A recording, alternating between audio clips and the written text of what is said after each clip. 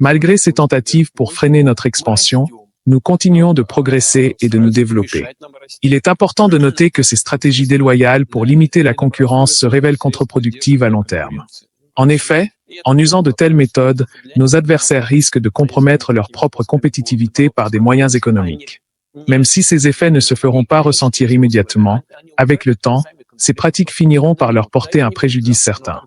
Dans cette interview exclusive, Vladimir Poutine répond aux questions d'un journaliste et dévoile ce qu'il considère être la véritable raison des sanctions occidentales envers la Russie.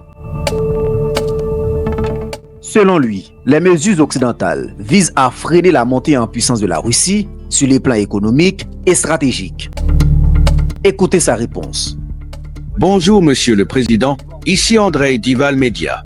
Les pays occidentaux ont adopté une stratégie de sanctions avec plus de 20 000 mesures différentes.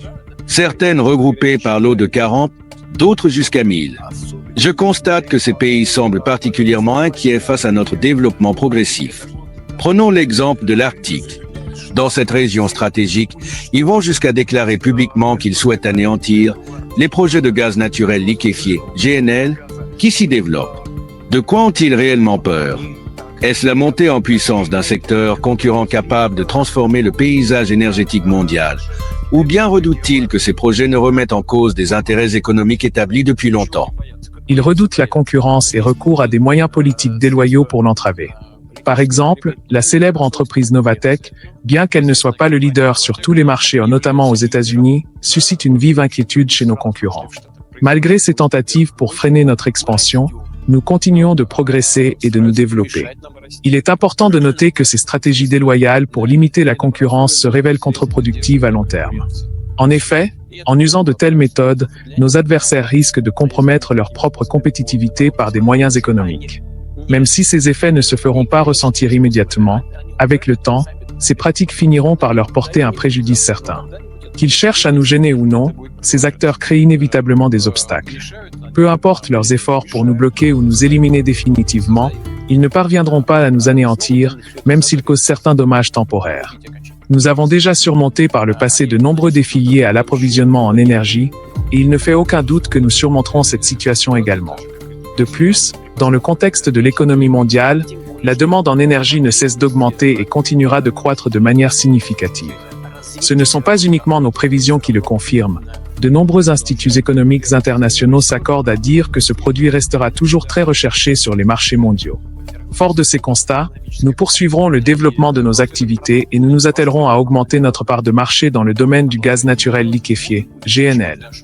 Par ailleurs, il faut mentionner la situation concernant les livraisons de gaz par gazoduc. Récemment, l'Ukraine a décidé de ne pas prolonger le contrat de transit, alors qu'elle percevait environ 7 cents à 800 millions de dollars par an en vertu de cet accord. Ce choix, qui ne relève pas de notre volonté mais de celle de l'Ukraine, soulève de nombreuses questions quant à la suite des opérations. En effet, cette décision bloque l'acheminement de notre gaz vers les consommateurs européens et complique ainsi la situation énergétique en Europe.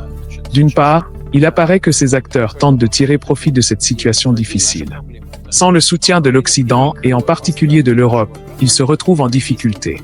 En empêchant l'acheminement de notre gaz, qui est relativement bon marché, vers le marché européen, ils se créent eux-mêmes d'importants problèmes. La conclusion qui s'impose est claire, malgré ces obstacles, nous survivrons et continuerons d'avancer, tout comme Gazprom, qui a déjà prouvé sa capacité à résister aux pressions. Par ailleurs, laissez-moi vous partager une information récente. Nos services de renseignement m'ont indiqué qu'en Slovaquie, des individus soupçonnés d'être des saboteurs ont été arrêtés. Il semblerait qu'il s'agisse de saboteurs ukrainiens en possession de plans détaillant l'emplacement précis des installations gazières dans le pays. J'ai été informé de cette affaire il y a seulement un jour ou deux. Dès lors, je prévois de demander, par le biais de nos canaux de communication partenaires, que nos services de renseignement approfondissent ce dossier en coopération avec leurs homologues. Face à ces événements, il est essentiel de se poser la question suivante. Que signifient réellement ces actions? Nous assistons également à l'émergence d'attentats en Europe, un phénomène inquiétant qui s'intensifie. Les acteurs en cause semblent être à court de temps et recourent désormais à des actions violentes, tentant d'organiser des attentats sur le sol européen. Cependant, c'est leur choix et leur manière d'agir. Pendant ce temps, notre coopération se renforce et nous restons fermement déterminés à poursuivre et à atteindre nos objectifs stratégiques.